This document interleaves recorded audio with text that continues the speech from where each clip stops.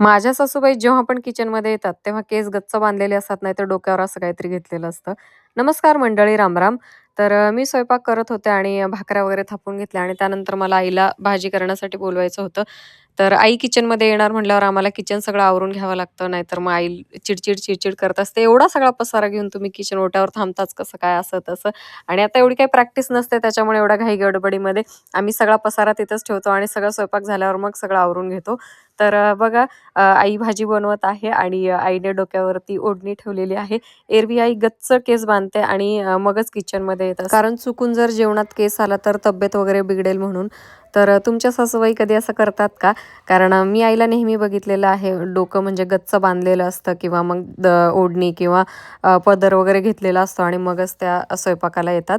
त्यानंतर म्हटलं थोडीशी क्लिनिंग करून घ्यावी, तर हे मिक्सर मी स्वच्छ करायला घेतलं. कारण स्वयंपाकाची एवढी घाई असते की त्याच्यावर काही सांडलं तर पटकन पुसलं जात नाही. म्हणून मग जेव्हा वेळ मिळतो त्यावेळेस आम्ही स्वच्छ करून घेतो. आणि हे मी Mishoवरनं मागवलेलं आहे, जे की मला फक्त ₹182 ला मिळालेलं आहे. आणि याच्यामध्ये 2 रिफिल आहेत आणि एक हा मॉपचा स्टँड आहे.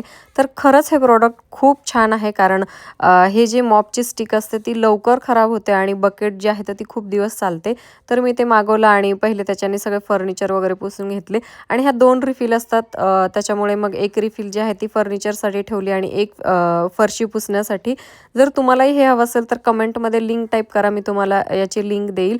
आणि हे प्रोडक्ट खरंच खूप छान आहे, कारण आपला जिथे हात जात नाही तिथे सुद्धा आपण ह्याच्याने स्वच्छ करू शकतो. टाटा.